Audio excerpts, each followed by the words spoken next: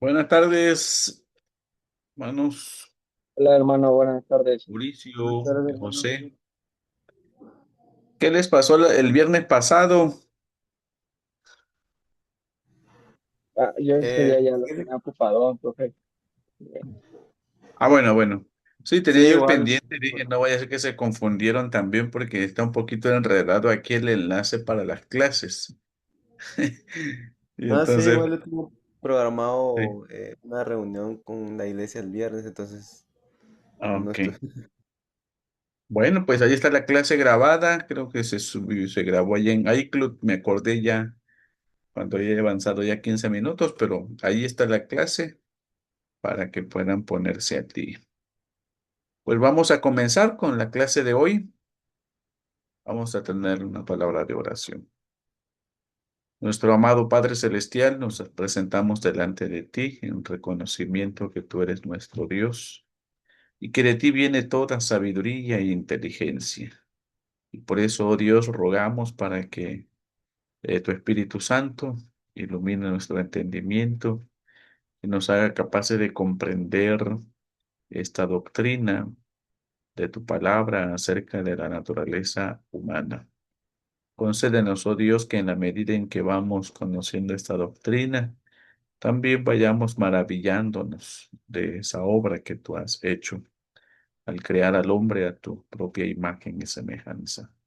Gracias por la vida de los estudiantes. Oramos que tú seas también en sus actividades cotidianas. En Cristo Jesús. Amén. Amén.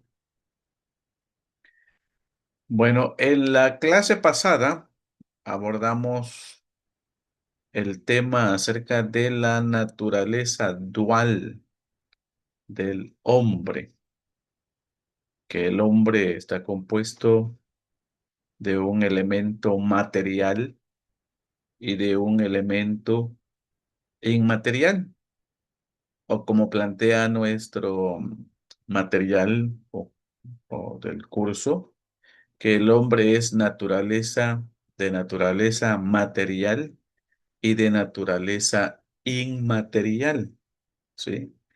Vimos ejemplos en las escrituras de cómo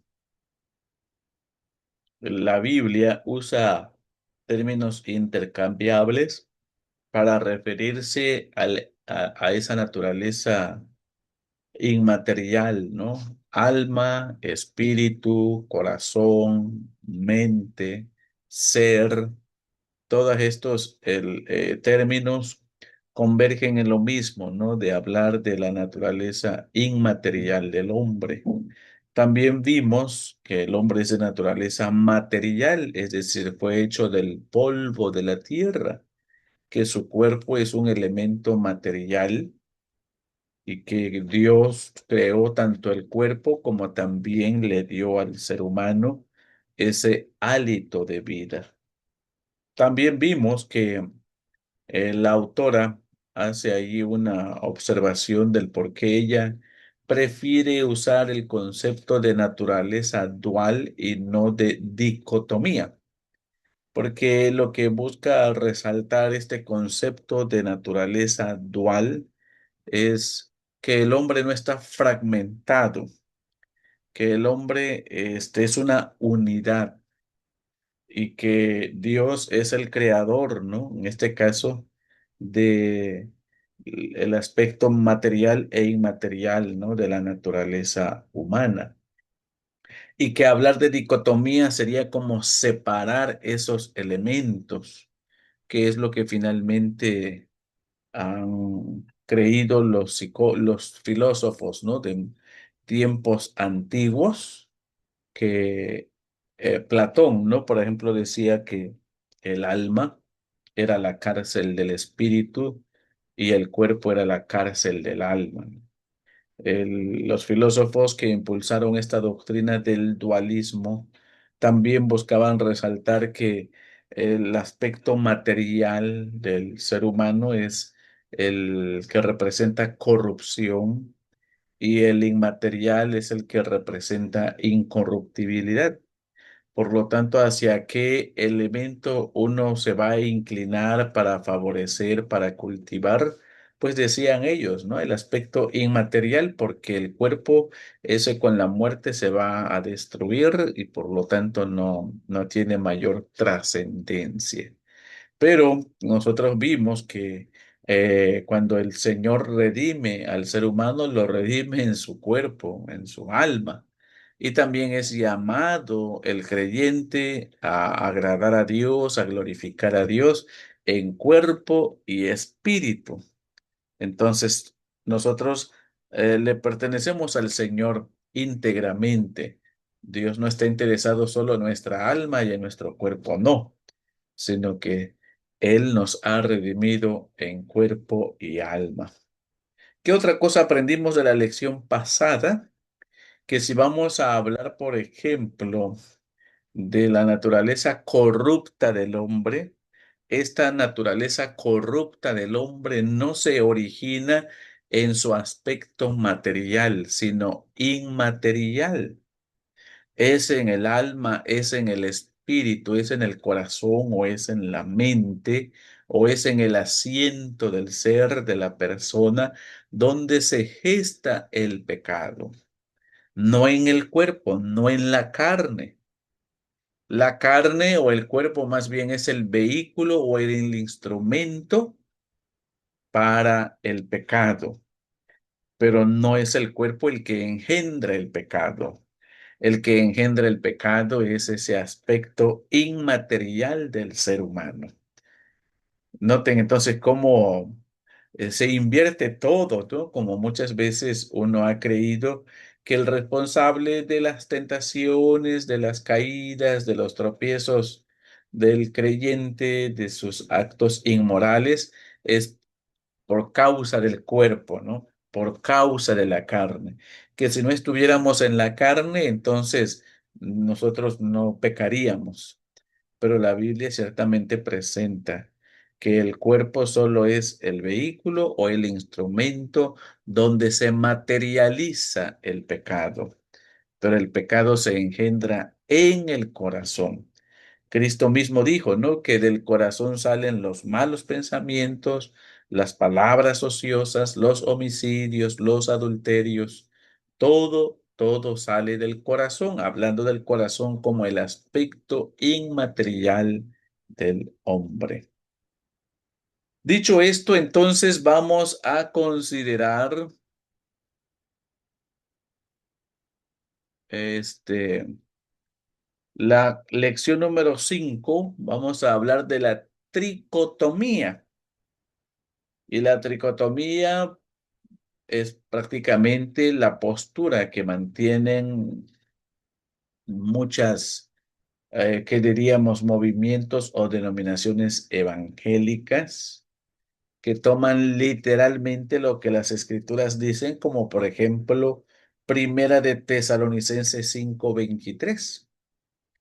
Y el mismo Dios de paz os santifique por completo, y todo vuestro ser, espíritu, alma y cuerpo, sea guardado irreprensible para la venida de nuestro Señor Jesucristo. Una primera lectura de este texto pudiéramos concluir, al igual como han concluido, ¿no? Muchos otros evangélicos, que la Biblia enseña la tricotomía, es decir, que el hombre está compuesto de espíritu, alma y cuerpo, porque el apóstol Pablo aquí lo está mencionando, ¿no? Pero como vimos en la clase pasada, espíritu y alma, cuando lo usan las escrituras, lo usan en como sinónimos, como términos intercambiables. Es lo mismo que cuando aprendimos, ¿no? Imagen y semejanza. En términos hermenéuticos, ¿no? A esto se le llama paralelismo. Los hebreos eran muy dados a hacer uso del paralelismo. Y el apóstol Pablo, siendo también un entendido en la ley, lo que hace uso aquí es del paralelismo. Y vamos a conocer, ¿no? Lo que creen los tricotomistas, y cómo podemos también nosotros entender e interpretar este pasaje, ¿verdad? Los cristianos coincidimos en que el hombre consiste en un aspecto material y un aspecto inmaterial. La pregunta es, ¿cómo es ese aspecto inmaterial? Diferimos en cómo se contesta esta pregunta. Los llamados dicotomistas, es decir, aquellos que sostienen que el hombre está compuesto de dos elementos, material e inmaterial, cuerpo y espíritu, creen básicamente lo que se describió en el capítulo anterior acerca de la naturaleza dual del hombre, que el hombre consiste solo un aspecto material que se llama por diversos nombres, espíritu, alma, corazón y mente. Son los más comunes, aspecto inmaterial. Sin embargo, los tricotomistas dividen el hombre inmaterial en dos, para un total de tres partes del hombre: espíritu, alma y cuerpo. Muchos creyentes quienes creen así dan por sentado esta división sin tener una antropología bien desarrollada. No saben que son tricotomistas ni que existe otra perspectiva diferente y lo dan por sentado. Es técnicamente correcto decir que la mayoría de nosotros reformados creemos en la dicotomía, es decir, en la naturaleza dual del ser humano. Cuando estamos hablando de la dicotomía en contraste con la tricotomía. Sin embargo, como se mencionó anteriormente, es preferible decir que creemos en la dualidad de la naturaleza humana. ¿Sí? En la dualidad de la naturaleza humana. ¿Cuál es la doctrina que se llama tricotomía? Entre cristianos, quienes conscientemente se adhieren a esta doctrina, sus creencias básicas incluyen: número uno, el hombre consiste en tres partes: espíritu, alma y cuerpo. El espíritu del hombre procede directamente de Dios y en él reside la imagen de Dios. Es la parte que puede tener comunión con Dios. Quiero que esto ustedes lo puedan subrayar porque es lo que creen los tricotomistas, ¿no? En primer lugar, que el espíritu del hombre procede directamente de Dios y en él reside la imagen de Dios, en el, ¿cómo? En el espíritu, ¿verdad? Y que es ese elemento que puede tener la capacidad para tener comunión con Dios. Número dos, después de la caída, el espíritu se duerme, está muerto o está en un estado latente o inactivo. Se nota que así tendríamos un espíritu no depravado, sino solamente dormido. Es decir, esta creencia choca con la doctrina de la depravación total del hombre, como una doctrina reformada, una doctrina que se conoce como las doctrinas de la gracia. Porque lo que ocurrió, dicen los tricotomistas, en la caída no es que esta parte inmaterial se haya depravado, sino que entró en un estado de reposo inconsciente. Está dormido el espíritu. Tres, el alma significaría la vida en su sentido más amplio, o según algunos, personalidad. Se mira generalmente como descriptiva de una entidad relacionada con el cuerpo, pero distinguible de él. La parte espiritual de los seres humanos que anima su existencia física y sobrevive la muerte. A través de la historia de la Iglesia cristiana no ha habido concepto metafísico claramente definido y universal validado del alma. que quizás, ¿no? El campo en donde más cree la persona que puede adentrarse para estudiar el alma humana, pues es la psicología, ¿no? Pero pues es finalmente una forma también de pretender conocer, ¿no? Lo oculto, lo secreto del hombre, cuando el profeta Jeremías, el Señor dice allí que el corazón, hablando del aspecto inmaterial del ser humano, es perverso y engañoso. ¿Quién lo conocerá? Yo, Jehová, soy el que conozco, dice. Sí, hermano José Manuel, Hermano, la presentación se quedó en introducción. ¿qué será que habrá pasado? Permítanme que yo Gracias por avisar, hermano. Vamos a regresar y ustedes me dicen. ¿Ahora? Sí, sí, ya está ahí. Ya. Ya. Ah, bueno. Gracias. Algo pasó, por eso se detuvo, ¿verdad? El número 4. En la regeneración, recuerden que en la caída el espíritu quedó dormido, inconsciente. Pero en la regeneración el espíritu es despertado o hecho vivo. En las palabras de un autor, Dios manda al hombre a cambiar de un ser humano dicótomo a un ser humano tricótomo. Qué curioso, ¿no? No he visto un consenso en cómo los tricotomistas definen el alma, sino que en algunas maneras es algo menor que el espíritu. Al alma atribuyen la personalidad y la voluntad, por ejemplo.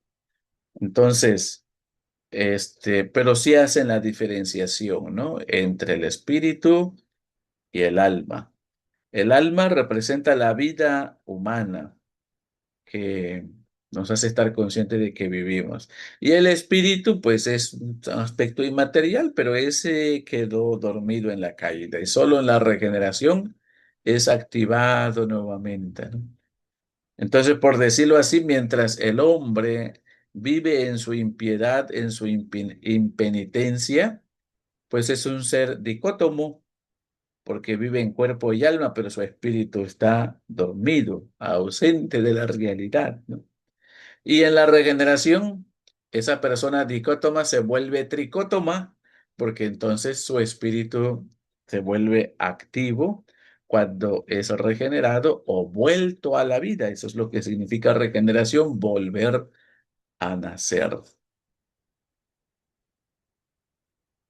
Algunos proponentes de esta doctrina tricótoma más populares está Watchman Nee. Watchman Nee era un predicador influyente cuyas ideas todavía influyen la iglesia hoy. Su posición es un buen ejemplo de la tricotomía. Nee enseña que el alma es la expresión de la personalidad.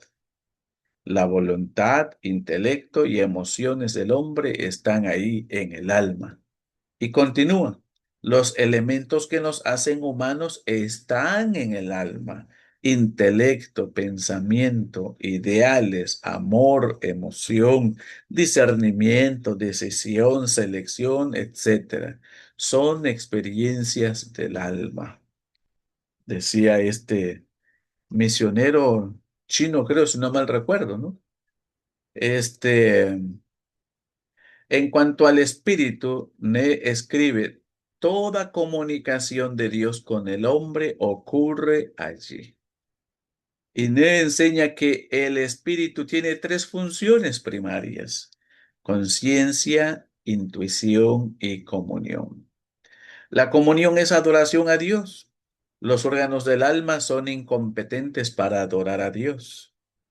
Dios no se aprehende por nuestros pensamientos, sentimientos o intenciones, porque Él puede solo ser conocido directamente por nuestros espíritus.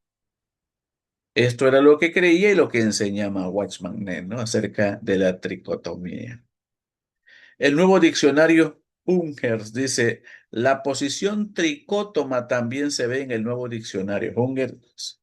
Su definición de espíritu dice, el término alma especifica que en la parte inmaterial del hombre tiene que ver con vida, acción y emoción. Espíritu se relaciona con la adoración y comunión divina.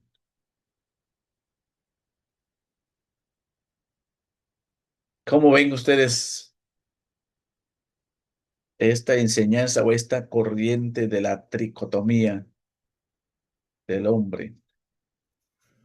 Hermano, Sí, adelante. eh, bueno, creo que una idea muy común es la comparación que se hace con Dios y el hombre a la hora que dice que Dios nos creó a su imagen y semejanza. Entonces, Ujú. Dios al ser tres personas y uno a la vez, entonces hacen la comparación con el hombre, que nosotros somos uno, Sí, pero también somos tres personas. Perdón, tres partes. tres Pero partes, sí. el problema es que Dios no es tres partes. Ajá. Dios es un solo Dios en tres personas. Entonces ahí habría un problema en poder interpretar de esa manera. Otra cuestión sería que, por ejemplo, la Biblia no solo habla de alma y espíritu, sino también habla de mente, habla de corazón, y hay Ujú. muchas más. Entonces, la tricotomía, yo siento, o sea, yo por eso fue que no la he aceptado, no creo que se la acepte algún día, pero no creo, porque si se le da su lugar al espíritu, al alma, también se le tendría que dar su lugar al corazón, a la mente, creo que hasta las entrañas menciona. Ujú. eh, entonces, sería multi, multitómicos, no dicótomos o algo así. Ajá. Entonces, considero que sí es un problema que no podría resolver la tricotomía. Gracias, hermano, por tu comentario. ¿Alguien más? Adelante. ¿Alguno de ustedes es tricótomo? Yo creo que yo, profe, Ah, todavía estoy tratando de entenderlo. Hay algunas partes de la autora con la que no estoy de acuerdo. Lo subrayé en el libro, ¿no? Pero no recuerdo, ¿no? ajá. Cómo se expresa. Eh, Porque creo que, bueno, es un tema muy complejo, ¿no? Y que tratamos de acercarnos a darle una explicación a algo que pues, claramente la escritura no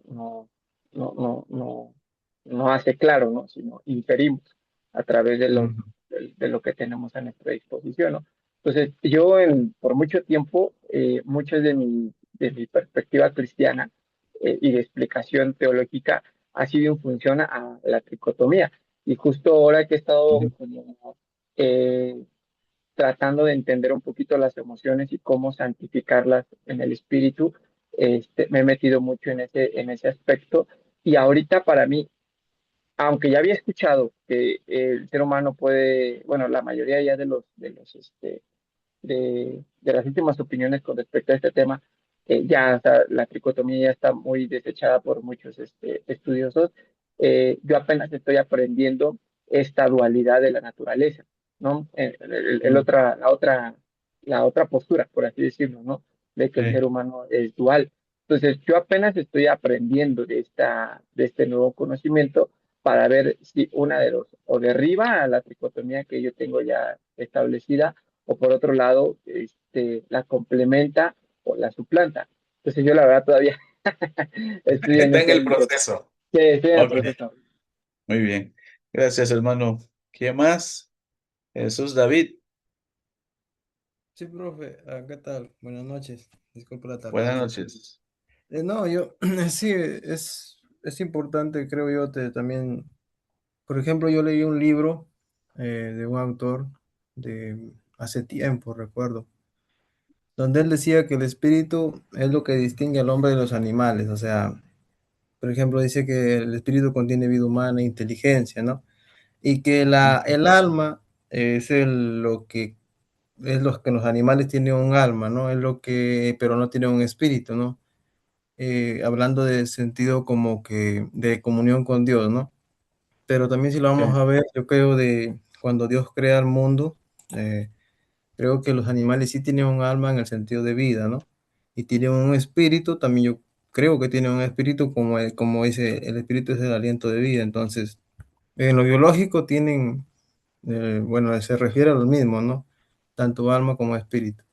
Y lo otro, yo creo que, bueno, por mí no tengo ningún inconveniente. Siempre he hablado también de que el ser humano tiene dos cosas, porque a veces decimos, no, que cuando el hombre está sin Cristo, el alma está obsesionada por los sentimientos y se deja llevar por las pasiones, porque el espíritu está muerto, decimos muchas veces, ¿no?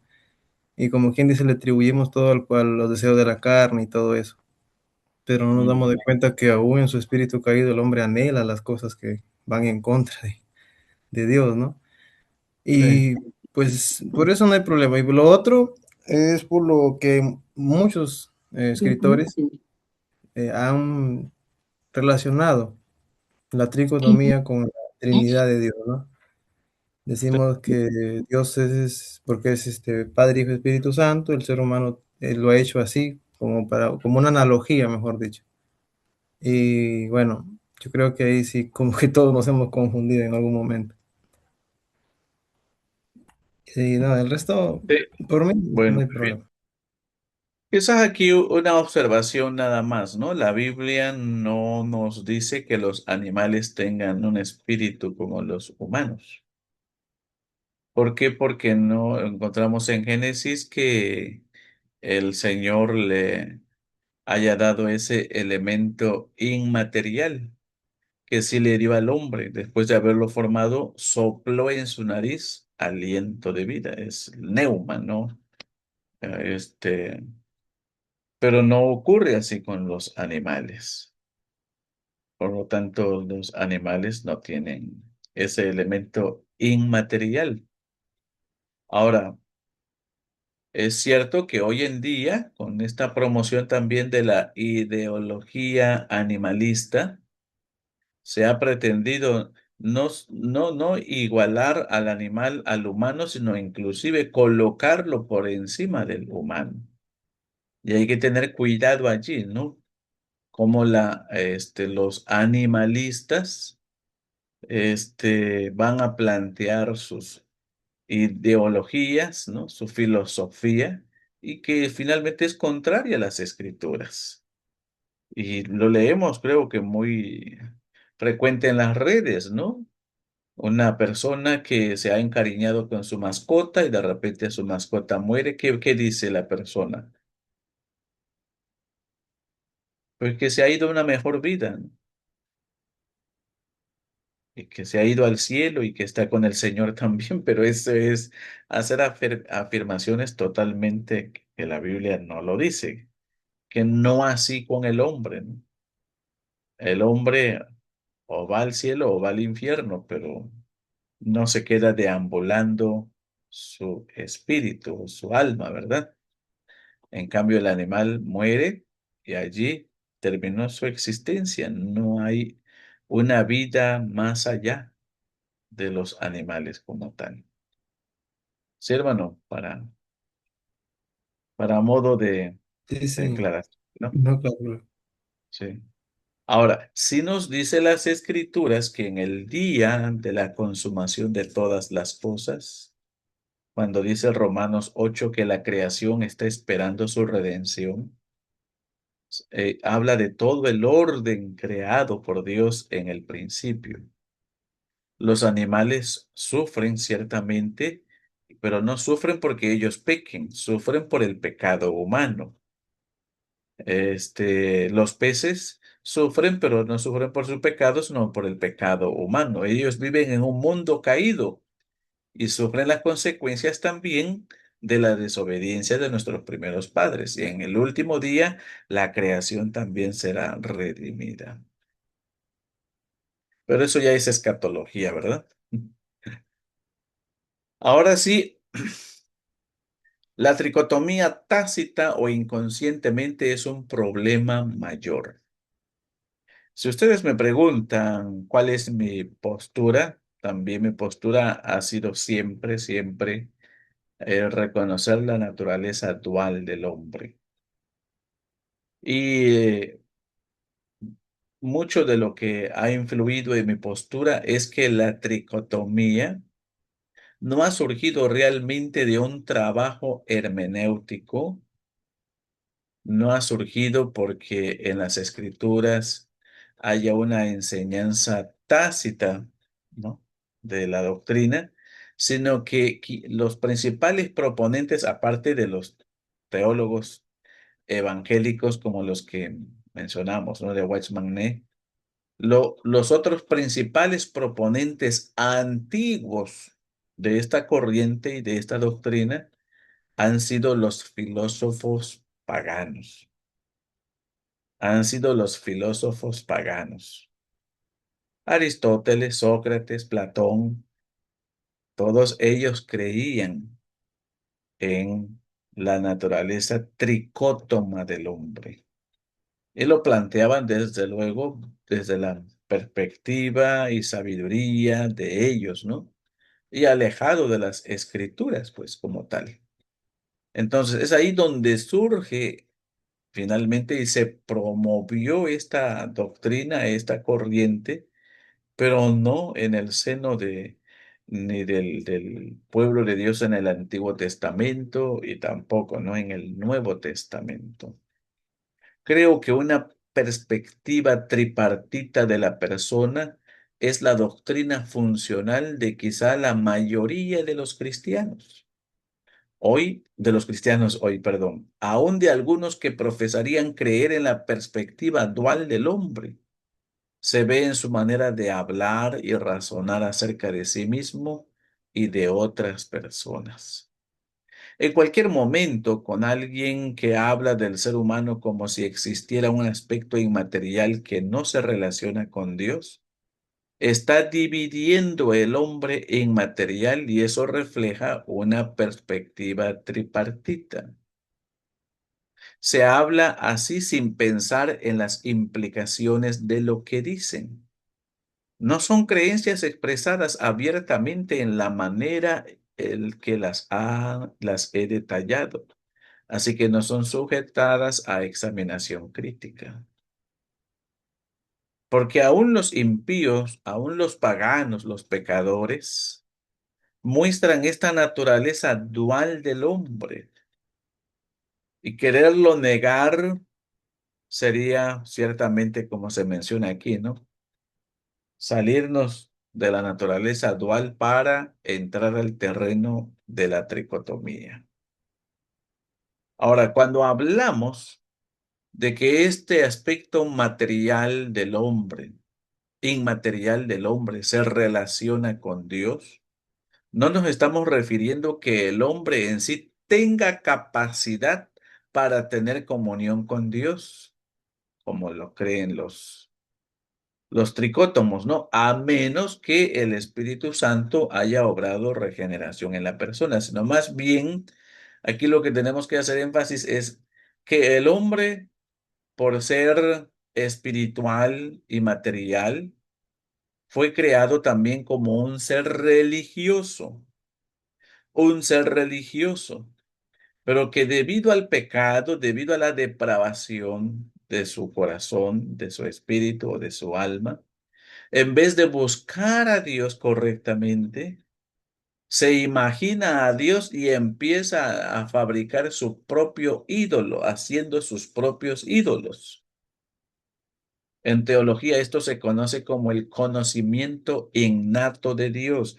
Todo ser humano nace con un conocimiento innato de Dios. Pero conforme el ser humano va creciendo, va adquiriendo también un conocimiento adquirido de Dios. Y como ese conocimiento adquirido a través de su revelación, tanto general como especial, de la creación y de su palabra.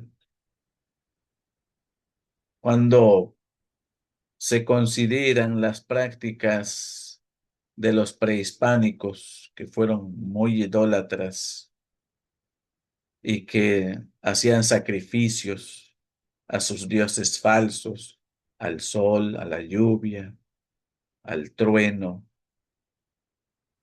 ¿Quién les enseñaba a estas personas de que había un ser espiritual, un ser superior, que pedía adoración, que pedía sacrificio, ofrenda,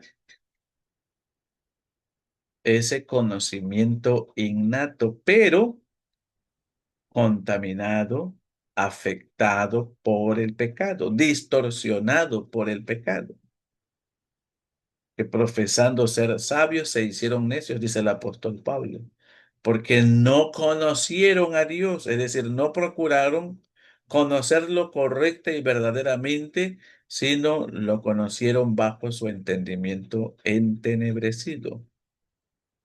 Entonces siempre vamos a ver, ¿no? Esta naturaleza inmaterial del ser humano queriendo encontrarse con lo espiritual, con lo celestial, con lo supremo. Y sabemos que sus esfuerzos finalmente los condena, más que los redima, los condena, porque pues hay una ley escrita en sus corazones, la ley moral, que los hace culpables delante de Dios del pecado de idolatría, de asesinato y de muchas otras prácticas, ¿no? Que sabemos que lo cometieron en su ignorancia, pero pues no eran completamente ignorantes, como bien estudiamos, ¿no? Romanos capítulo 1, por ejemplo.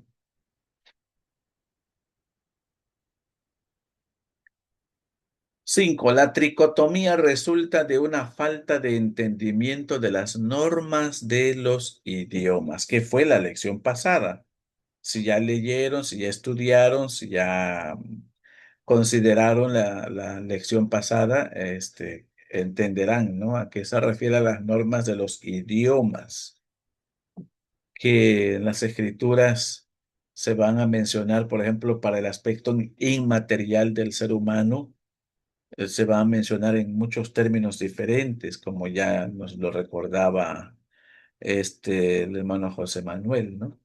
Mente, corazón, entrañas, riñones, hasta el mismo estómago, el intestino, todo esto no hace referencia al aspecto inmaterial, porque no lo vamos a tomar así literal, ¿verdad? Como por ejemplo cuando leemos el gran mandamiento, amarás al Señor tu Dios con todo tu corazón. Saben ustedes que la palabra que se usa ahí hace referencia a las entrañas, con todas tus entrañas, pero es más bien para resaltar allí el deber que tiene el ser humano de amar a Dios con todo su ser, más que con todo su riñón, con todo su hígado, es con todo su ser. Los idiomas contienen sinónimos y casi sinónimos. No es que cada palabra se refiere a una sola cosa, sino que es común que hay más que una palabra por una cosa. Determinas el significado de una palabra por el contexto. Por ejemplo, si lees el libro clásico de los hermanos Karamazov, pensando que cada nombre se refiere a una persona diferente, estarías completamente confundido.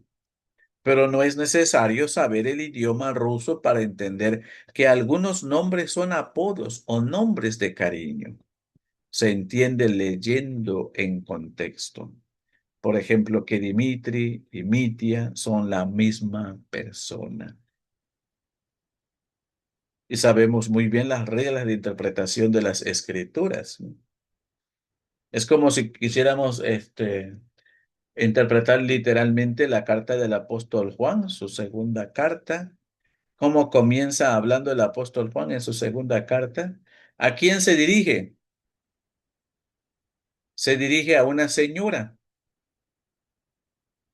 pero no solo a la señora, sino dice yo te saludo a ti, pero también a todos tus hijos, porque me ha llegado la noticia que tus hijos también andan en la verdad. ¿A qué señora se está refiriendo el apóstol Juan allí? Él está usando allí un lenguaje figurado, una metáfora para referirse a la iglesia. La señora es la iglesia y la iglesia como la madre de los creyentes tiene muchos hijos, da a luz muchos hijos, como dice Isaías capítulo 66. Esto es por dar un ejemplo, ¿no? Siempre tenemos que considerar el significado de los términos, conocer las normas de los idiomas para no errar y pensar que un término está haciendo alusión a otra cosa y no a lo mismo, ¿no? Lo vemos hasta en nuestro idioma español, hay sinónimos y hay antónimos.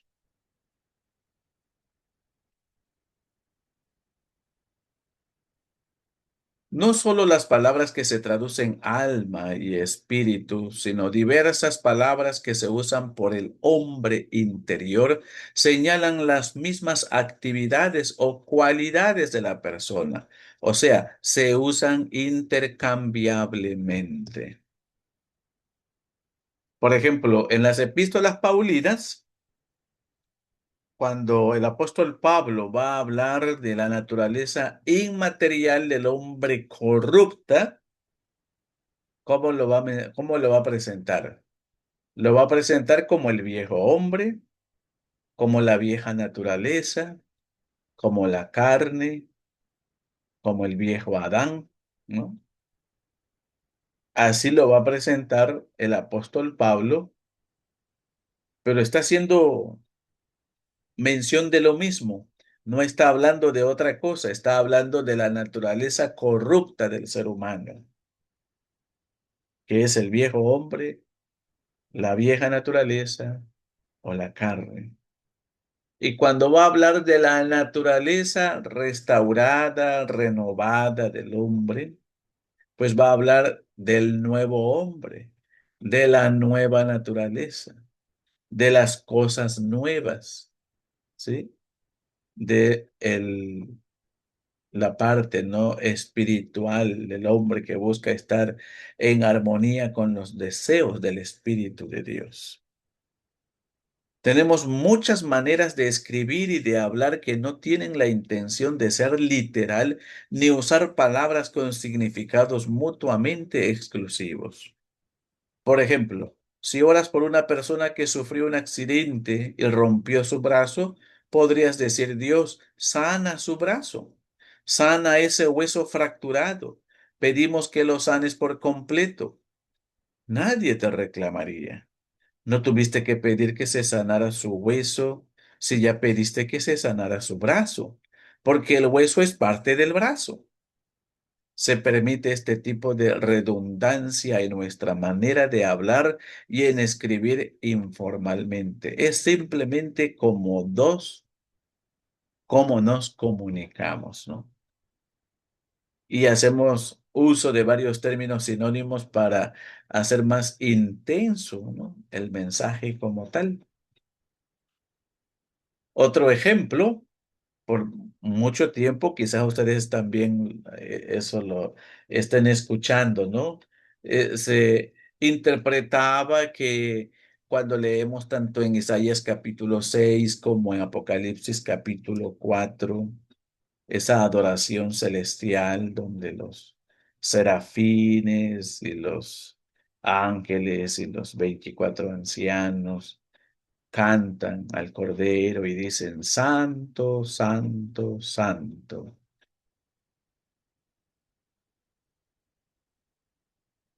Y yo recuerdo que había predicadores que decían: ¿por qué se menciona tres veces santo?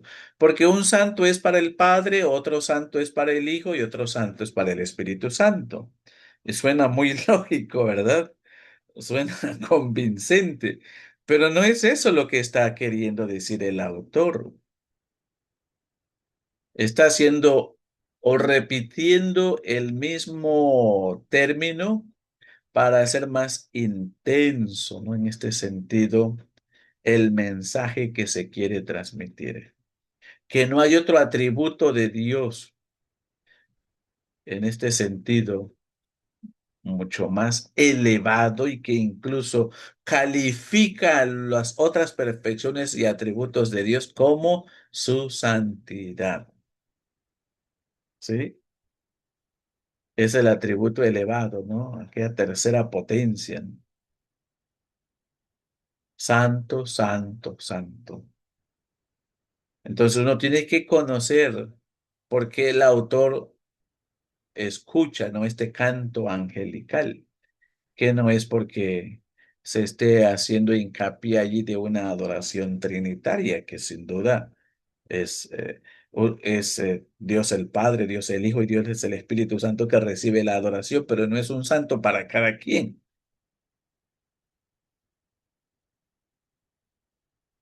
Entonces,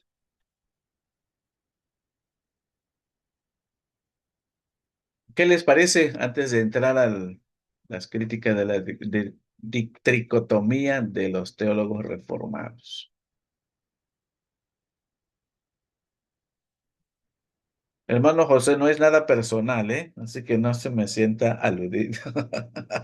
No, no, Sí, para nada, para nada. sí, Simplemente me hermano. quedé como pensativo y creo Sí. que la clave, bueno, en mi caso yo llegué como a ese ejercicio de ver la naturaleza del ser humano pensando en las emociones, o sea, las emociones fue como Ujú, la punta del iceberg para tratar de entender cómo funcionamos, ¿no? Cómo el Señor nos ujú, diseñó y en consecuencia tratar de ayudar a la iglesia a poder eh, santificar tus emociones, ¿no? En el espíritu. Entonces, yo ahorita estoy como pensativo a ver cuál sería como la clave para poder tratar de entender esto, ¿no? No sé si, pero bueno, siento yo que ujú, la hermenéutica porque otra creo que es un punto que dio muy interesante que eh, aquellos que afirman la tricotomía del ser no está basado de una hermenéutica.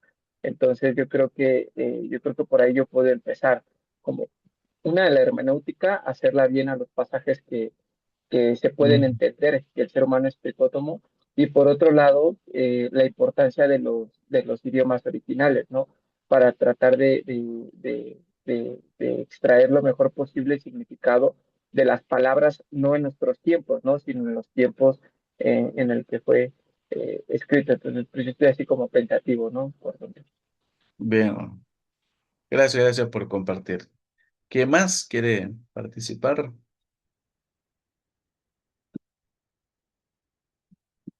Si no, continuamos. Entonces, vamos a ver las críticas de la tricotomía de los principales teólogos reformados, comenzando con Luis Berkhoff. En su libro, hay varios libros que escribió Berkhoff: La teología sistemática, el manual de doctrina cristiana, sumario de doctrina, dogmática reformada. Incluso él escribió también, ¿no?, un libro sobre hermenéutica del Nuevo Testamento. Dice, la Biblia señala a dos y solamente dos elementos esenciales en la naturaleza del hombre, es decir, cuerpo y espíritu o alma, no espíritu y alma, espíritu o alma. Esta presentación escritural también está en armonía con la propia conciencia del hombre. En tanto que el hombre es consciente del hecho de que está compuesto de un elemento material y de un elemento espiritual, ninguno tiene conocimiento cabal de poseer un alma distinta del espíritu. O sea, en la práctica el hombre se concibe a sí mismo como dual, espíritu y cuerpo. Así como lo leemos en Eclesiastés, ¿no? Y el cuerpo vuelva a la tierra como era, y el espíritu vuelva a Dios que lo dio. Charles Hodge también dice lo siguiente: la doctrina de un triple elemento en la constitución del hombre es antiescritural por lo siguiente. Número uno, se opone al relato de la creación del hombre tal como aparece en Génesis capítulo 2, versículo 7. Según este relato, Dios formó al hombre del polvo de la tierra y sopló en él aliento de vida. Y él vino a ser alma viviente, esto es, un ser en quien hay un alma viviente.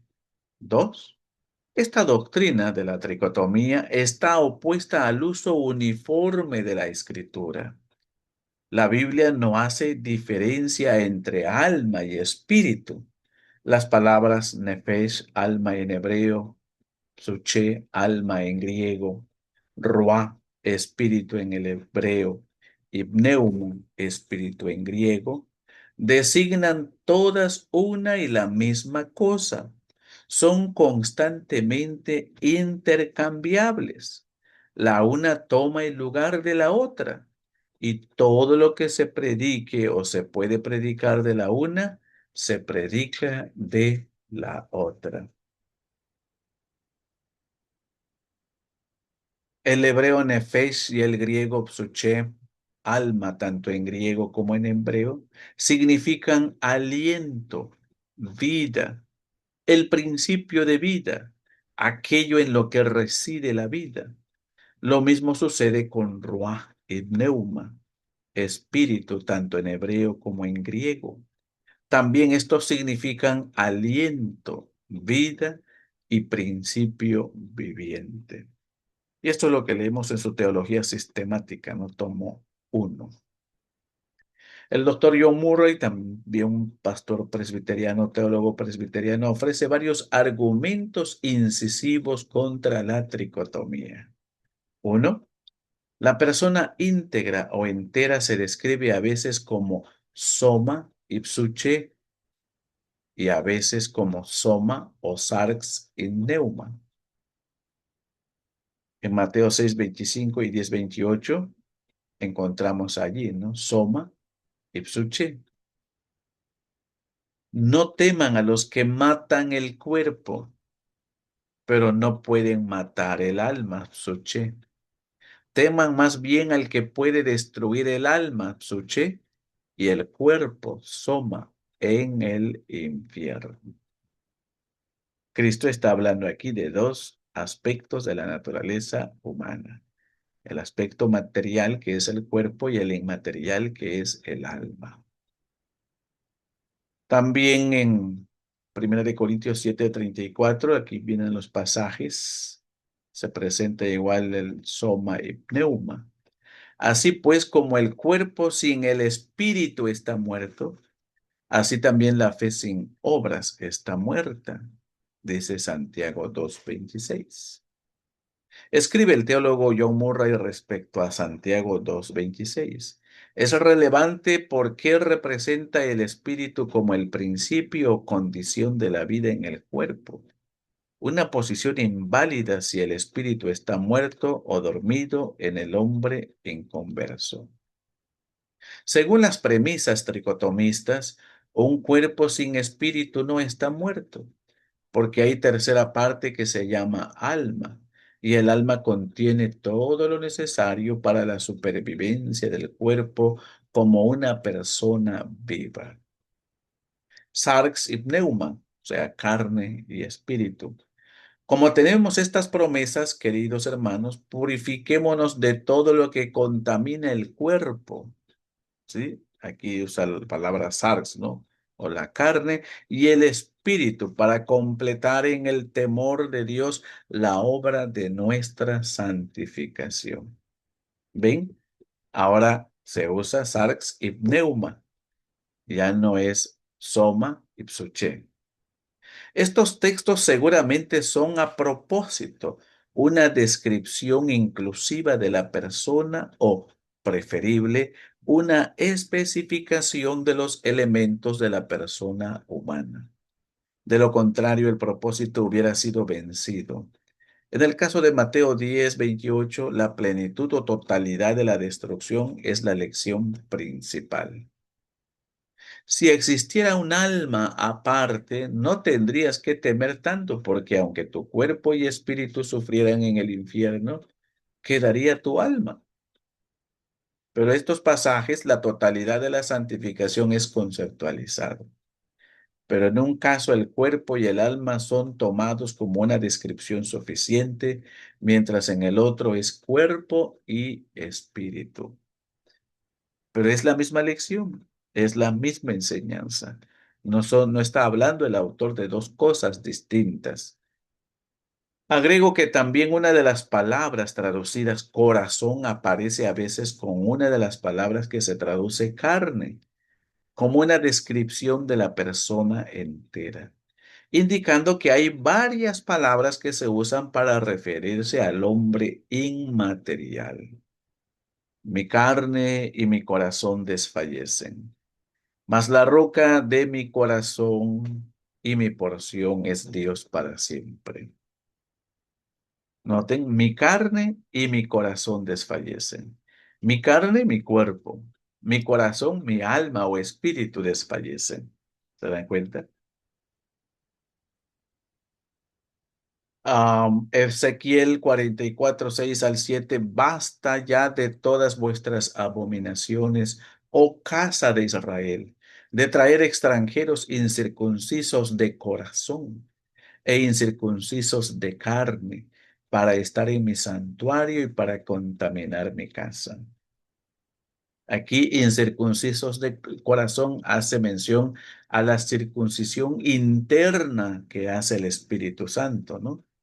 A la circuncisión interna.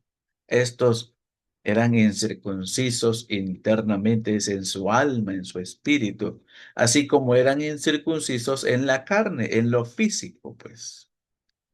Ezequiel 44, 9 dice, ningún hijo de extranjero incircunciso de corazón e incircunciso de carne entrará en mi santuario. 3.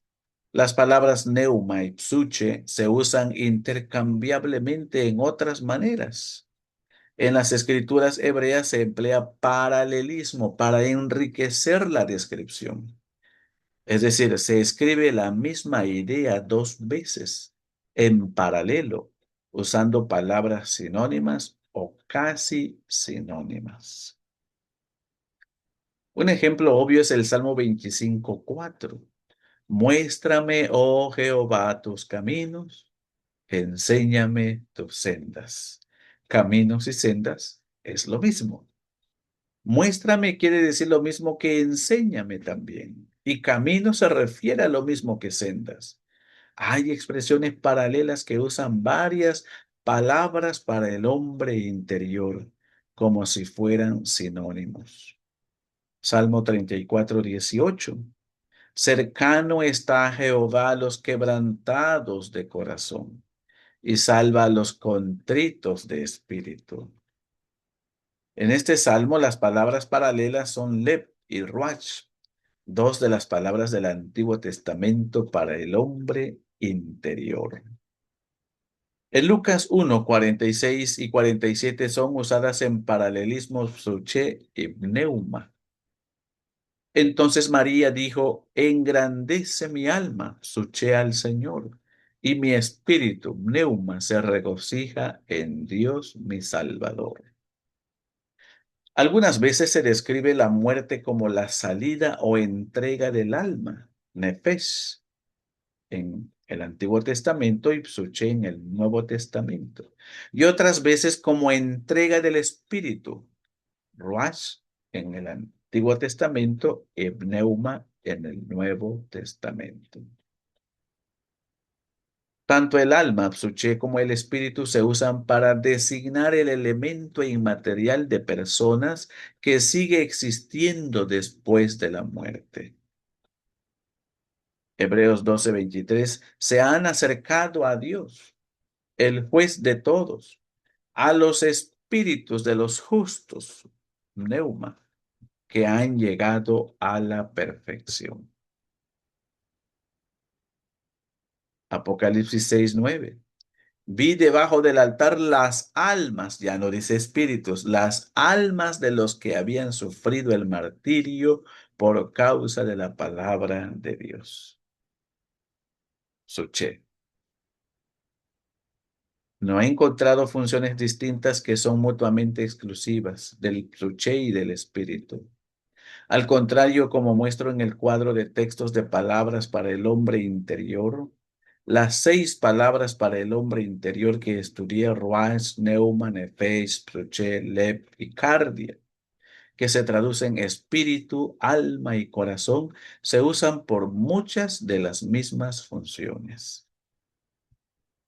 Adora, se relaciona con Dios, expresa emoción negativa, angustiarse, entristecerse, piensa, cree o tiene conocimiento, es evaluado moralmente como recto, corrupto, contrito, etcétera. Es usado con el cuerpo para describir a la persona entera. Considerando el origen o el lugar de ejercicio espiritual, se observa que los más altos actos de devoción son atribuidos tanto al espíritu como al alma. Recuerda que según la doctrina tricótoma clásica, el espíritu es la parte superior o más noble del hombre. Sufrimiento, pésame o la tristeza, dolor en su extremo son atribuidos al psuché alma. Mi alma está muy triste hasta la muerte, dijo el Señor. Según el esquema tricotomista, se debiera de usar solo pneuma para el dolor extremo. No convendría con la distinción que hace la tricotomía usar el término alma en conexión con las experiencias más importantes de nuestro Señor, mientras espíritu se usa en otras circunstancias. El gozo está expresado por el espíritu y el alma. Entonces, para entender bien, si queremos abordar el tema de las emociones, del intelecto, de los deseos del corazón, de los afectos del corazón, de la voluntad humana, estas capacidades de la personalidad, ¿no? De la persona, bien pueden en este sentido abordarse desde el espíritu o desde el alma humana, porque es lo mismo. No tenemos que hacer una distinción para poder hablar, ¿no? De estas capacidades, como ya dijimos, ¿no? De la persona, que hay ese consenso mayoritario, ¿no? Esas tres capacidades: intelecto, emoción y voluntad. La devoción a cumplir los propósitos de Dios y de su reino, entrega o compromiso, se expresa en términos del psuché, alma, y cardia, corazón, tanto como el pneuma, espíritu. Hechos 4:32 dice: "Y la multitud de los que habían creído era de un corazón y un alma". ¿Cómo podríamos nosotros explicar esto? Eran de un corazón y de un alma. Otra vez el paralelismo, ¿no? Se está refiriendo en sí a ese aspecto inmaterial del ser humano. Haciendo de todo corazón la voluntad de Dios, Efesios 6:4, Psuché. Filipenses 1:27, siguen firmes en un mismo propósito, luchando unánimos, Psuché, por la fe del Evangelio. La conclusión es inevitable. El centro de devoción y lugar de ejercicios más característicos de la persona regenerada es tanto el alma como el corazón y el espíritu.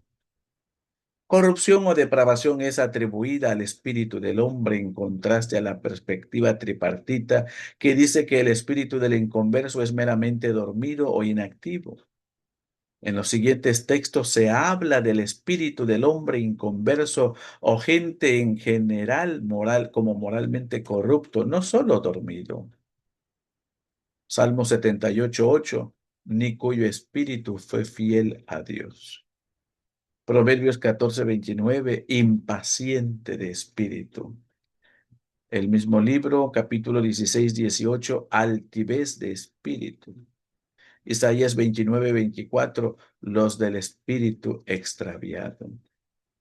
El contraste entre psíquicos natural y pneumáticos espiritual es un punto un poco más difícil de apreciar. A lo mejor natural es a la mejor traducción de psíquicos, pero generalmente ninguna palabra hispana es adecuada para traducirla. Mantén en mente que es la forma adjetiva de la palabra psoché. Según los tricotomistas, es el hombre En el hombre, su chico, su espíritu, o sea, en el hombre natural, si queremos usar ese término, su espíritu está muerto o dormido, y el hombre espiritual, neumáticos, tiene espíritu revivificado. Es así como lo plantean los tricotomistas, ¿verdad? Las únicas ocurrencias de psuchicos en el Nuevo Testamento están allí en 1 Corintios 2:14, 15:44 y también Santiago y Judas 19. Mientras neumáticos ocurre con frecuencia. Por eso la estrategia razonable es estudiar neumáticos primero antes que psuchicos. Escribe el apóstol Pablo a los romanos: tengo muchos deseos de verlos para impartirles algún don espiritual, neumáticos, que los fortalezca. Romanos 1:11. Según 1 Corintios 2:1 al 12, los dones espirituales son los que se derivan del Espíritu Santo y se ejercitan en el Espíritu Santo. En Romanos 7:14 escribe de la ley neumáticos, es decir, la ley del carácter y origen divino del Espíritu Santo. También en 1 Corintios 2:13 leemos acomodando lo espiritual a lo espiritual. ¿Sí? Lo neumático a lo neumático. Aquí el sentido de espiritual es establecido por la cláusula anterior. Quiere decir con la palabra que enseña el Espíritu. Ahora vemos el contraste entre psuchicos, natural, y neumáticos, espiritual. Se siembra un cuerpo natural, resucita un cuerpo espiritual. Si hay un cuerpo natural, también hay un cuerpo espiritual. Así está escrito. El primer hombre, Adán, fue hecho de un ser viviente. El último Adán, un espíritu que da vida. No vino primero lo espiritual, sino lo natural, y después lo espiritual. Este contraste, ¿no?, entre psuchicos y neumáticos. Pablo está enfatizando que el cuerpo de la resurrección es condicionado por el Espíritu Santo. No está diciendo que se resucita un cuerpo fantasmal, o sea, inmaterial. Otros pasajes demuestran el sentido de neumáticos. Por ejemplo, Efesios 5:19, anímense unos a otros con salmos, himnos y canciones espirituales. Estos textos no tendrían sentido si espiritual tuviera el sentido tricótomo. ¿Cómo sería una canción que solo involucrara tu espíritu pero no tu alma? Está la pregunta. Así que Murray concluye acerca de un neumáticos espiritual. Por cierto, si hablamos también de Efesios 5:19, ¿no? Muchos creen que el apóstol Pablo está haciendo alusión allí a tres tipos de canciones o de distintas canciones cuando está haciendo uso del mismo o haciendo alusión del mismo salmo inspirado, ¿no? El libro de los salmos inspirados, que están seccionados así por himnos, por cánticos y salmos.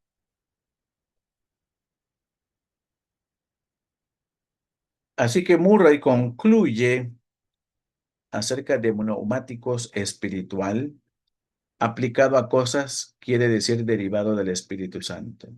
Acerca de personas quiere decir dirigido o gobernado por el Espíritu Santo. Entonces, el contraste entre psuchicos y neumáticos no se deriva de ningún contraste entre partes del hombre, supuesto espíritu y alma, sino que es el contraste entre el hombre, psuchicos, o sea, el hombre como en sí mismo, dirigido y gobernado por su propia naturaleza, la cual es pecaminosa, y el hombre neumáticos, quien es dirigido y controlado por el Espíritu Santo, en quien el Espíritu mora. Parece como otro ejemplo del contraste enfatizado por Pablo entre los dos eones, eras, refiriéndose a la historia redentora. El hombre, sus chicos, es el hombre natural, es decir, pecaminoso o carnal. Pero el entendimiento pleno del tema hay que entender cómo interpretar correctamente los dos pasajes que supuestamente apoyan la tricotomía. Y esto es lo que vamos a abordar, pero hacemos pausa. ¿Qué les parece este análisis léxico que hace o hizo John Murray, ¿no? Para poder llegar él a la conclusión que espíritu y alma se refieren a lo mismo, no son dos aspectos de la vida humana o de la naturaleza humana, sino un solo aspecto, aparte del aspecto material. ¿Las escucho?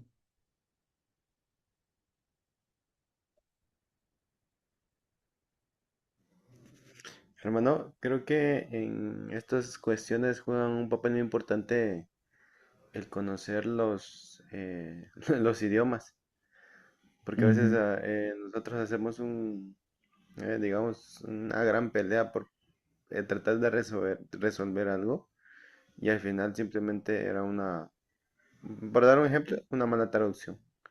Entonces creo que sí convendría, en este caso convendría mucho entender los idiomas originales para poder sacar una conclusión correcta. Sí, definitivamente. ¿Qué más?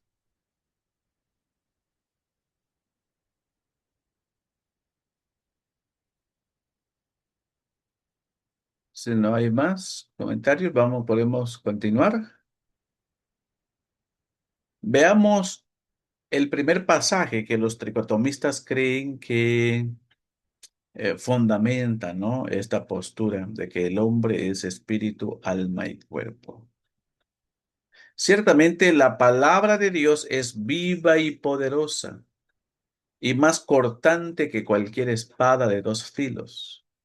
Penetra hasta lo más profundo del alma y espíritu, hasta la médula de los huesos, y juzga los pensamientos y las intenciones del corazón.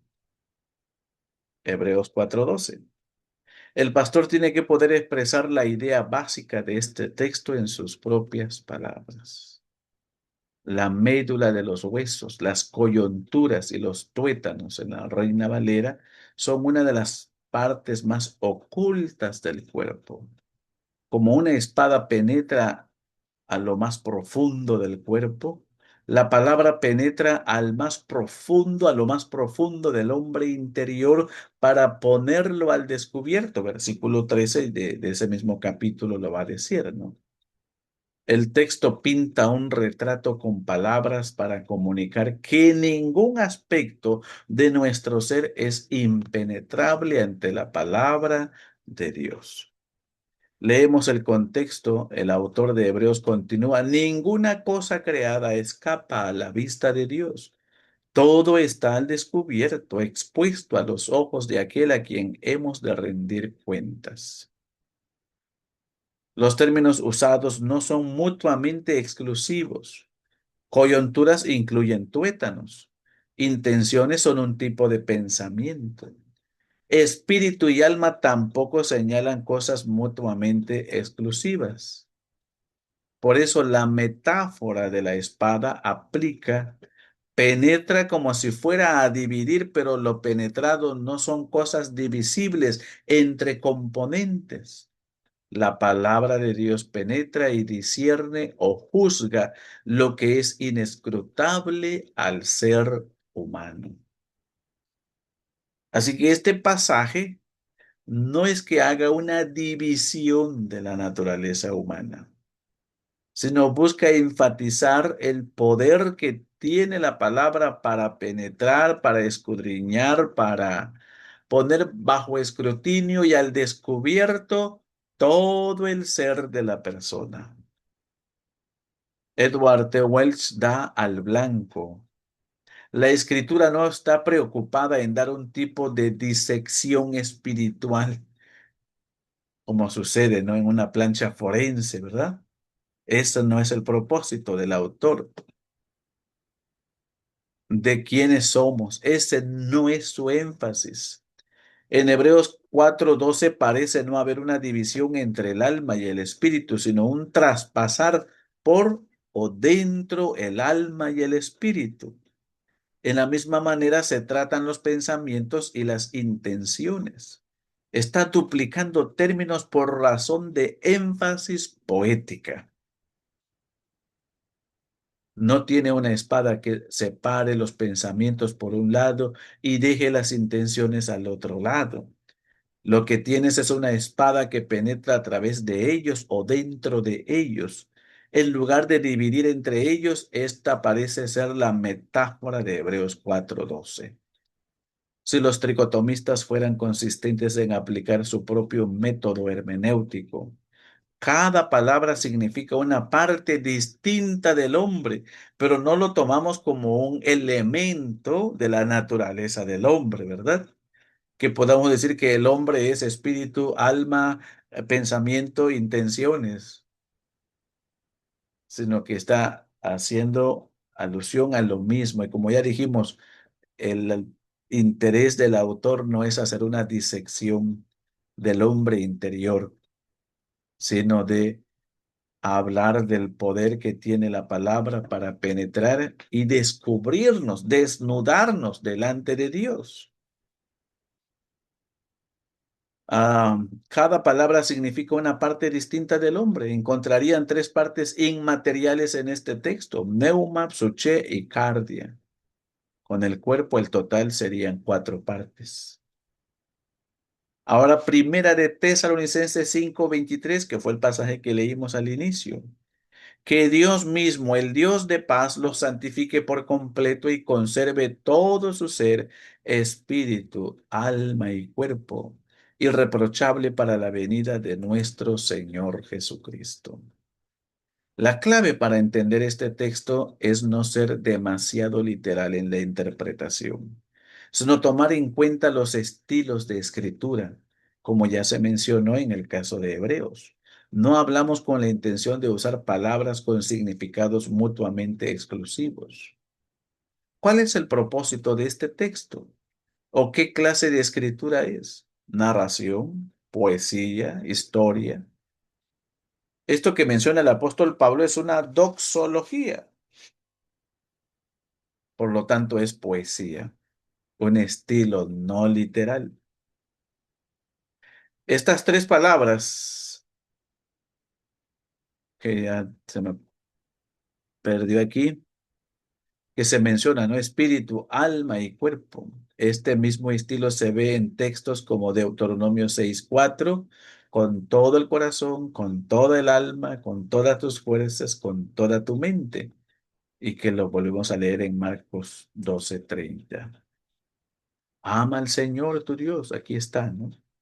En este texto Jesús está usando una acumulación de palabras por el hombre para comunicar la totalidad de la persona, para enseñar que amemos al Padre con todo nuestro ser. ¿Por qué no mencionan Marcos 12:30 los tricotomistas? Quizá porque otra vez, aplicando sus principios de interpretación, tendríamos cuatro partes inmateriales: alma, espíritu, corazón y mente, más el cuerpo, para hacer un total de cinco partes. Ilustro este estilo una vez más con una variación de un ejemplo de la lección anterior. Si dices apasionadamente a tu esposa, mi vida, mi mejor amiga, corazón, querida, se entiende que no estás hablando a cuatro diferentes mujeres, sino solo una. Es que estás usando todos los nombres de cariño que puedas para expresar que ella es todo para ti, o para expresar la intensidad de tus sentimientos. Estás hablando poéticamente, no estás hablando con precisión técnica. En la misma manera, los autores bíblicos escribieron a veces usando varios términos e incluso redundancia para expresar intensidad o totalidad.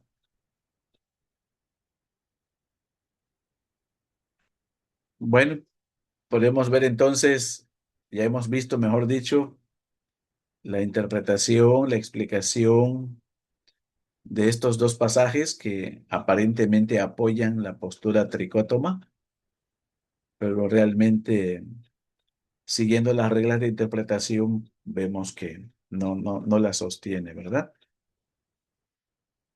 ¿Alguien quiere tomar la palabra antes de ir a las aplicaciones?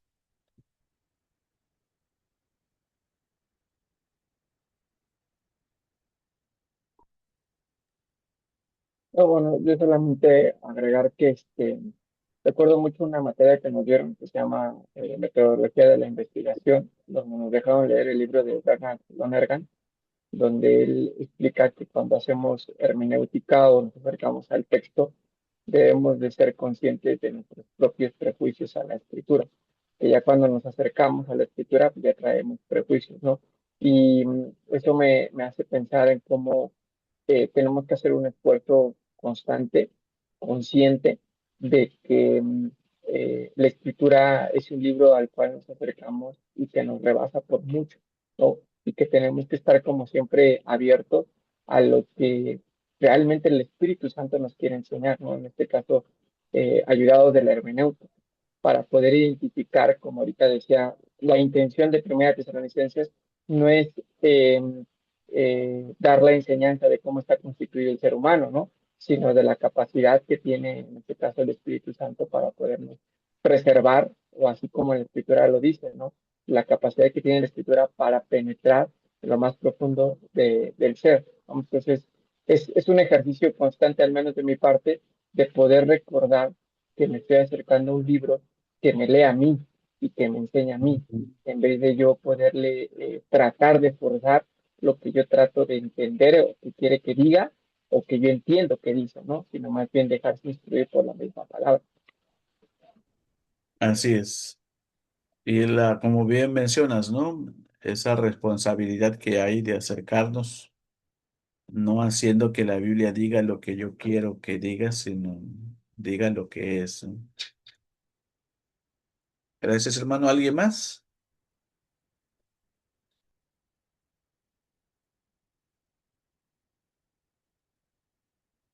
Vamos entonces al punto de las aplicaciones de la lección de hoy.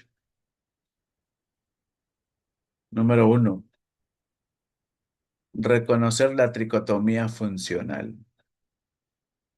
El teólogo cuyo pensamiento del hombre en su diario vivir es congruente con sus doctrinas profesadas, reformadas acerca del hombre, reconoce cómo el hombre busca echar la culpa por sus acciones al otro. Además de echar la culpa al cerebro, el cuerpo, como vimos en la lección anterior, también echa la culpa a una supuesta tercera parte de la persona, aún sin saberlo. Esta es la tricotomía funcional que se menciona al principio de la lección. En la lección anterior abordamos esto precisamente, que no existe tal cosa como enfermedades mentales. El cerebro se puede enfermar, pero la mente no. Pero muchas veces se hace alusión de que la parte inmaterial se enferma patológicamente para nosotros, como dice la autora, ¿no? Excusarnos de responsabilidad y echar la culpa a, a un ente, a una parte inmaterial, a un aspecto inmaterial, ¿no? Del hombre. Por eso muchas leyes hoy en día, ¿no? Como muchas veces los asesinos seriales pueden salir con la suya de no pisar cárcel y ser enviados a hospitales psiquiátricos, porque dicen es que lo hizo porque no estaba apto mentalmente, estaba enfermo mentalmente. La mente no se enferma. Pudiera ser en todo caso una enfermedad neuronal o cerebral, ¿no? La mente se comunica por medio del cerebro, ciertamente. Y si el cerebro no funciona bien, pues entonces la mente no tiene un vehículo adecuado para poder comunicarse. Pero así como sucede en ese plano, ¿no? Igual también los tricotomistas pueden caer en ese error de usar una tercera parte de la persona como el alma para en este sentido responsabilizar de aquello que es mi culpa, es mi responsabilidad, ¿no? Delante de Dios. Este pensamiento tripartito se manifiesta en el uso de términos no bíblicos que no encajan bien en la categoría del hombre inmaterial ni la del hombre material. ¿Cuáles son esos términos no bíblicos? Los temperamentos. Los temperamentos. Ese es un concepto muy arraigado, por cierto, ¿no? En la psique, hablando del alma, ¿verdad? Del evangélico. Antes, antes de Tim LaHaye, no se conocía el tema de los temperamentos en la iglesia. Claro, en el mundo pagano, el término de los temperamentos fue propuesto, de hecho, por uno de los filósofos paganos antiguos también, ¿no? Que hizo una distinción entre temperamento sanguíneo, colérico, flemático, ¿y cuál es el otro? Este, sanguíneo, colérico, flemático. ¿Alguien sabe cuál es el cuarto? No, no se acuerdan. Melancólico. Melancólico, gracias, melancólico. Pero luego viene Tim LaHaye, un dispensacionalista que, por cierto, escribió ese libro que se hizo película, Dejados Atrás, y fue metiendo la psicología, la filosofía de la psicología humanista dentro de la iglesia. ¿Sí? Y una de las maneras en cómo lo hizo fue usando el tema de los temperamentos. De tal manera que las personas no se hacían responsables delante de Dios por sus reacciones, por sus arranques. Es que si tú reaccionas, tú respondes hacia una circunstancia, es debido a tu temperamento, así que no tienes por qué sentirte mal. ¿Se dan cuenta? Lo que Tim LaHaye llamó los temperamentos, la Biblia le llama viejo hombre, vieja naturaleza. Otro concepto también no bíblico, pero que con frecuencia es usado por los tricotomistas, ¿no? Sobre todo cuando van a abordar temas de índole de consejería, es los complejos. Hay complejo de inferioridad, de superioridad. Autoestima, autoestima. Tengo, de hecho, un estudio acerca de la autoestima también, ¿no? Que es un caballo de Troya que también se infiltró en la iglesia, de que uno tiene que aprender a amarse, uno tiene que aprender a cultivar y a valorar su propia autoimagen, ¿sí? Neurótico, necesidades que no son ni necesidades físicas ni espirituales. Quizás aquí podamos incluir lo que hoy es tan común, ¿no? En las escuelas, en las salas de terapias psicológicas, TDA, bipolaridad. ¿De dónde surge todo esto? De un problema finalmente, ¿no? De perspectiva acerca de la naturaleza del hombre. Entonces, quieren abordar estos asuntos desde el alma humana, no desde el espíritu, porque el espíritu está dormido, dicen ellos, sino desde el alma humana. Y como muchas veces estos eh, conceptos condicionan la manera en cómo el hombre responde a sus circunstancias, cómo se comporta. Estas etiquetas reflejan diagnósticos equivocados del problema de la persona. Si la diagnosis es equivocada, el tratamiento estará equivocado. Le decía a los hermanos en un estudio de los miércoles también, ¿no? Con el tema de las enfermedades mentales, que se supone que los que se dedican a esto son los psiquiatras, porque ni siquiera son los neurólogos. Los neurólogos y nosotros tratamos los problemas neuronales, ¿no? Cerebrales. Pero los problemas mentales, esto le toca a los psiquiatras y también los psicólogos, ¿no? Hacen su aporte. ¿Conocen a alguien usando la misma etiqueta del mundo? ¿Conocen a alguien con problemas mentales que haya sido curado por un psiquiatra? Que le haya No, dado de alta, ¿sabes qué? Ya no vas a depender de ansiolíticos, no vas a depender de antidepresivos, no vas a depender de ninguna droga, porque ya tú ya estás sano. Te doy de alta. de hecho hay un Ujú. documental, profe, que, ¿Sí? que hay un documental por psiquiatras europeos que, o sea, exponen que pues no, o sea, realmente todo el que entra a la psiquiatría, todo paciente, el 1% se recupera, entre comillas, pero todos los demás no se recuperan. Están haciendo una Ah, revalorización de cómo la psiquiatría está ayudando para los temas mentales, porque realmente no está ayudando, sino está haciendo dependencia a los fármacos. exactamente. Y usando un término acá, ¿no? Realmente lejos de curarlos, les achicharran, decimos aquí, ¿no? El cerebro. Se los matan con todas esas drogas y medicamentos fuertes, ¿verdad? Tricotomía funcional en jurisdicciones del último siglo. Áreas del problema, experto, tratamiento. Áreas del problema. Si es un problema espiritual, el pastor. El tratamiento, cuidado pastoral. Si es del alma, supuesta tercera parte, entonces el experto ahí en abordarlo es el psicólogo. Y el tratamiento son terapias, consejería secular. Si es el cuerpo, por ejemplo, el cerebro, entonces le toca al psiquiatra más medicamentos.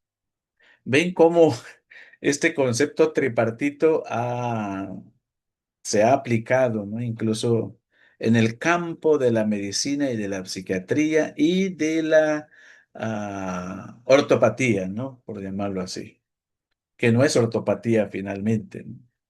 Si se quiere ver al pastor solamente para tratar asuntos del alma, pero no del espíritu, pero no de las emociones, por ejemplo, ¿no? Que es parte finalmente, ¿no?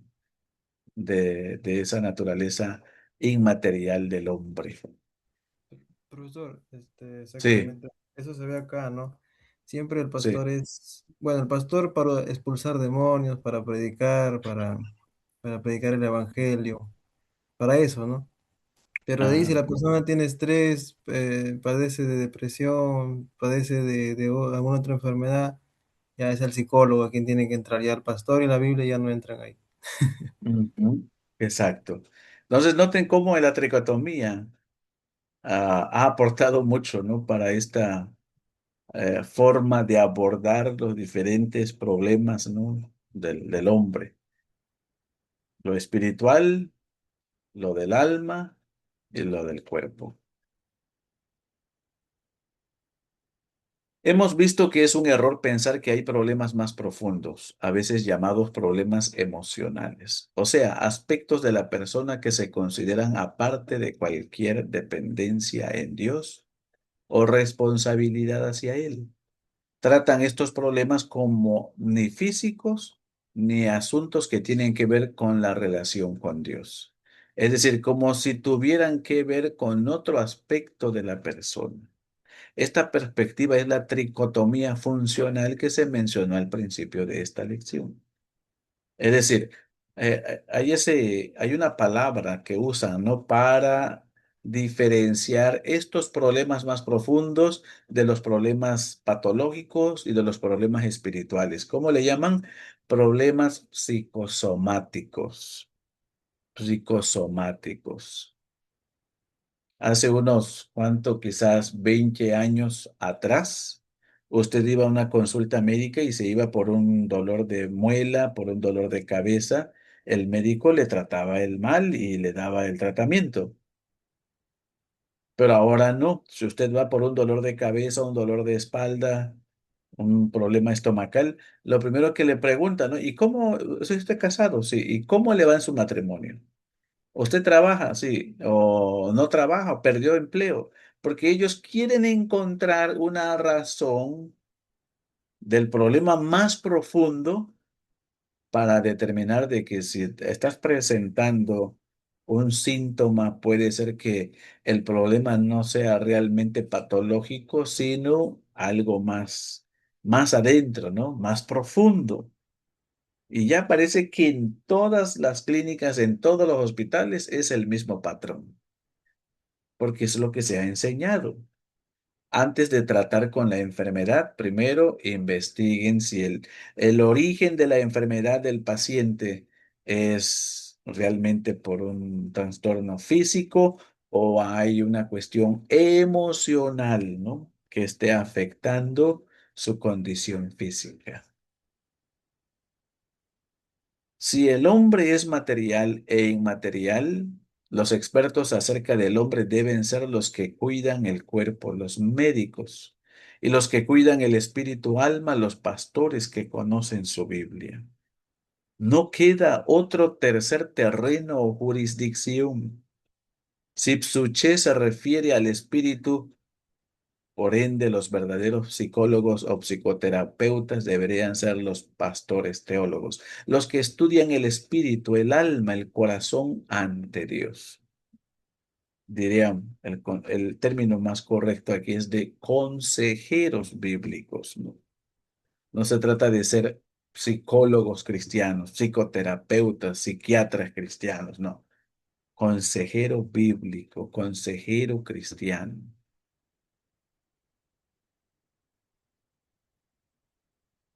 Apelar a los que actualmente llamados psicólogos y psicoterapeutas como si fueran las autoridades supremas acerca de la conducta del hombre, es actuar como si existiera una tercera parte de la persona sobre la cual ellos tienen jurisdicción.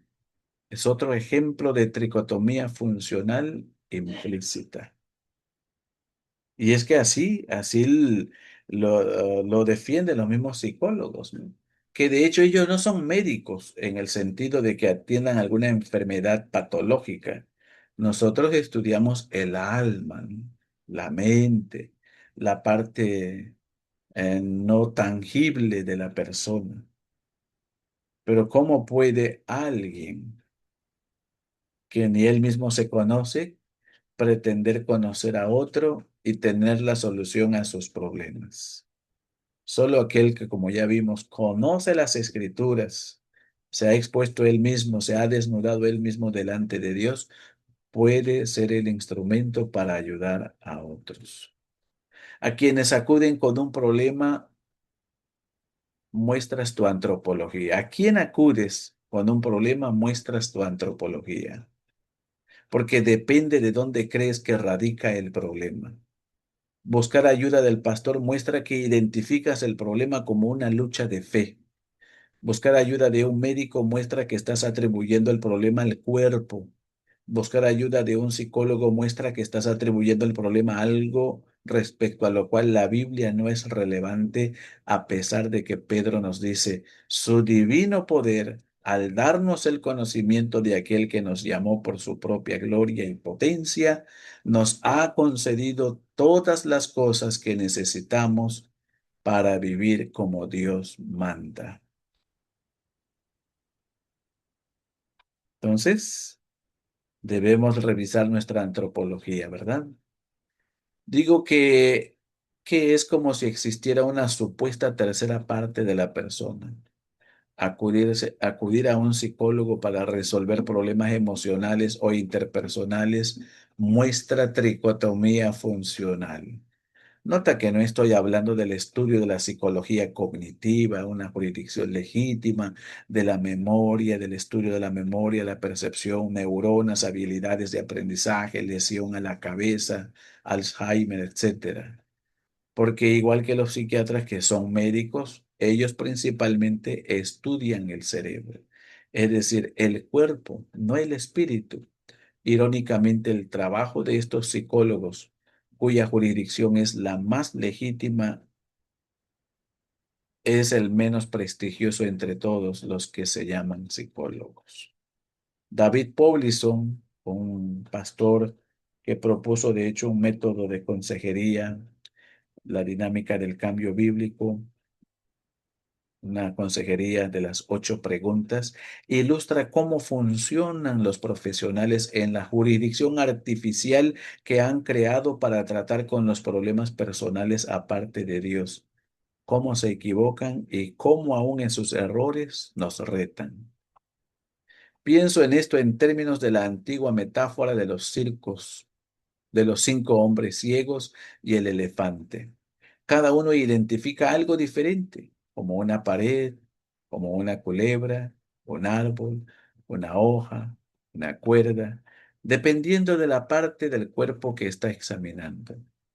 La parábola ha sido usada frecuentemente para comentar el rol de los prejuicios y presuposiciones en la manera en que vemos las cosas.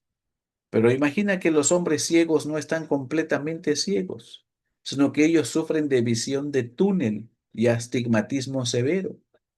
Los hombres que identifican la pierna del elefante como el tronco de un árbol están bastante cerca de la pierna. Le importan los troncos de los árboles y los estudia cuidadosamente. Uno escribe un ensayo detallado acerca de la corteza del árbol y los escarabajos que en él habitan y que parecen causar al árbol algo de dolor. Él describe la manera que si se le corta la corteza causa que corra savia roja rítmicamente por alguna razón. No puede explicar por qué fluye rítmicamente, pero él se ha documentado en la savia de los árboles. Él también tiene una teoría de por qué periódicamente el árbol sube y se mueve. Parece contradictorio que lo que sabemos de los árboles, sin embargo, parece que este árbol se mueve. Detalladamente puede explicar acerca de ungüentos que pueden ser utilizados para detener el fluido de la savia y cremas que pueden ser untadas a la corteza para que los escarabajos mueran. Ahora imagina que como cristianos nosotros nos paramos 12 metros de distancia del elefante. Podemos ver y decir, es un elefante, es un elefante.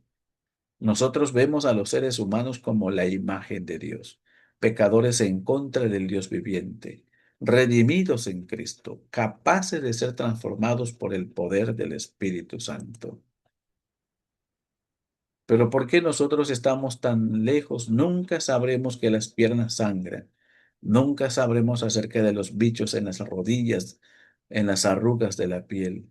Ni siquiera sabemos que la piel tiene arrugas, porque hemos estado muy lejos, rezagados.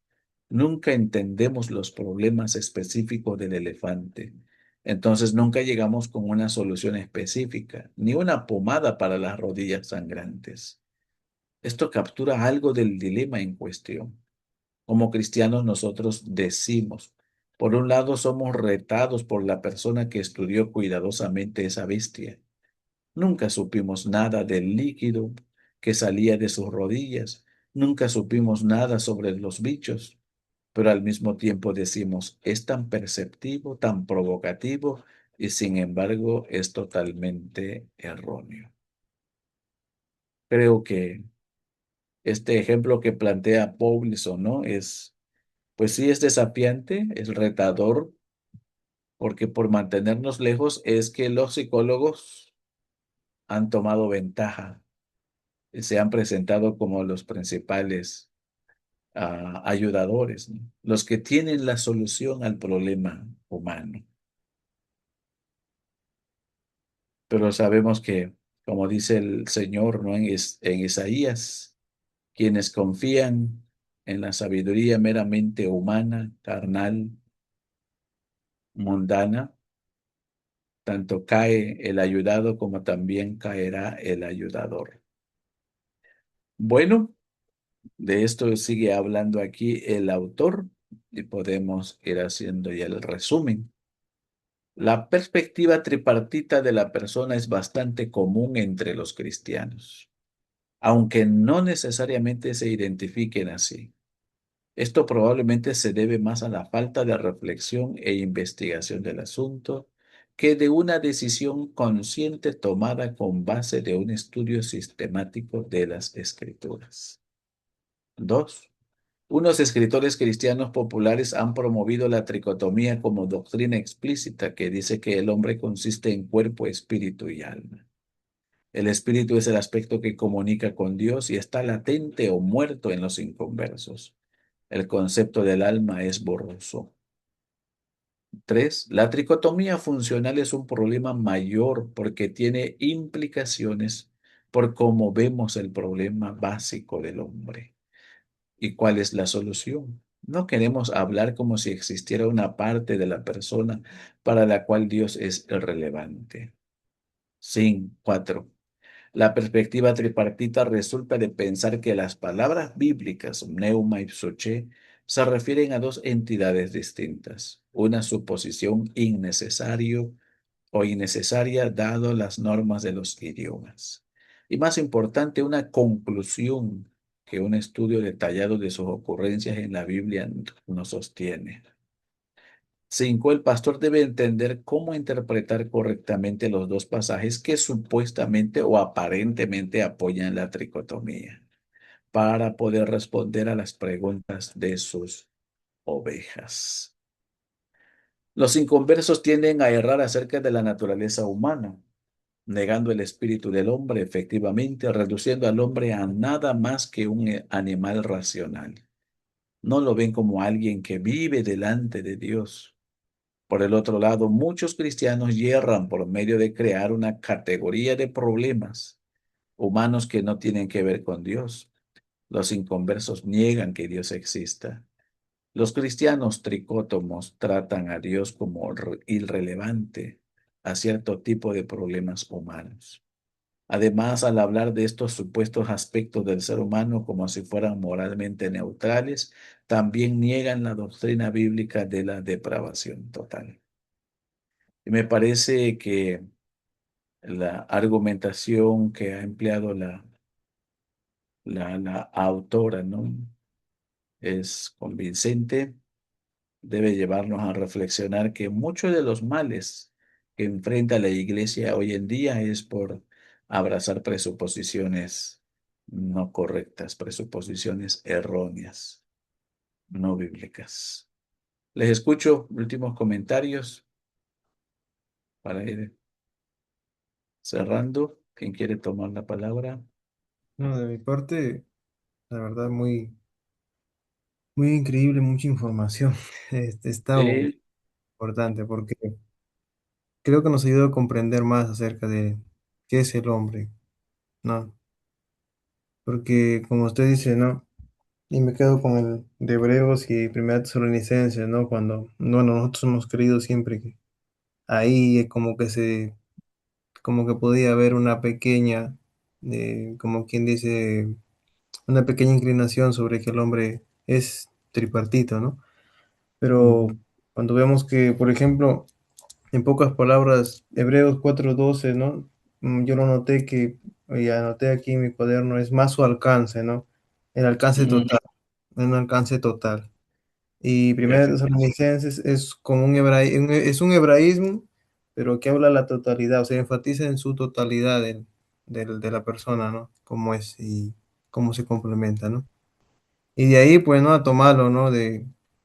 O sea, en todos los aspectos de la vida del ser humano, siempre la Biblia es lo que va a regir respecto a su conciencia, ¿no? A su naturaleza, a lo que necesita el ser humano respecto a su salvación. Y pues yo creo que separar, ¿no? De ir los sentimientos de lo que muy encima la persona pueda tener es algo grave, ¿no? Porque buscamos soluciones en donde no las tenemos, cuando en realidad la Biblia es la solución, ¿no? Dice la palabra del Señor, deja tus cargas, ¿no? Dejemos las cargas a Él. Y ujú. no nos sacamos rollo, ¿no? En tratando de atribuirle cosas a los médicos, ¿no? Cosas que ellos no están dispuestos a tratar, ¿no? Sino que más nos empeoran. Así es, gracias. Y además, quiero comentar para ir cerrando.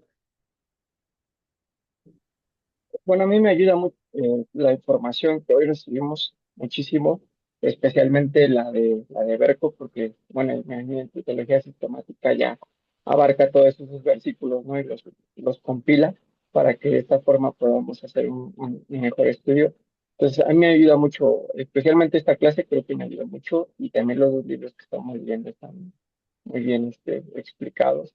En algunas cosas todavía me cuesta trabajo, pero creo que también esta clase también fue de mucha ayuda. así es, gracias. A ver, ¿quién más? ¿Quién falta? Mauricio, ¿tienes algo que decir? Creo que no, hermano, creo que sí estoy en línea con No. lo que se enseña. Muy bien. Bueno, eso entonces, Mauricio, para que nos cierres la clase con la oración. Nos vemos el jueves. El jueves esperamos asignar ya trabajos, ¿no? De temas para trabajos finales. Ok, Adelante. ahora, Dios eterno, en esta hora te damos gracias por la bendición que nos has dado de la oportunidad de reunirnos como hermanos, aprendiendo, Dios mío, de tu palabra, esperando que tu espíritu pueda guiarnos hacia la verdad, que antes de nuestros presupuestos, nuestro compromiso sea con entender la verdad que tú nos has revelado a través de tu palabra, que a pesar de nuestro pecado, el Espíritu Santo pueda guiarnos hacia la verdad que has dicho a través de tus escrituras, pero que de un modo u otro a veces nosotros la hemos manchado. Por eso te pido, Señor, que puedas guiarnos, darnos las herramientas correctas, el entendimiento adecuado y el razonamiento eh, indicado para poder entender tu palabra, con el motivo de poder glorificarte, con el motivo de que tu nombre sea exaltado antes de otra cosa, Dios mío. Por cada uno de nosotros, los estudiantes, por mi hermano Román, que se toma el tiempo, la dedicación de poder enseñarnos, se toma el tiempo antes de preparar la clase, antes de que nosotros estemos acá. Dios eterno, te suplico que puedas bendecir esta clase, nuestros corazones, nuestras mentes, y que tú puedas, Señor eterno, en todo momento ser glorificado a través de esto. En esta noche, Señor mío, bendícenos a todos y quédate en nuestros corazones. En el nombre de Cristo, nuestro Salvador. Amén. Amén, amén. Buenas noches.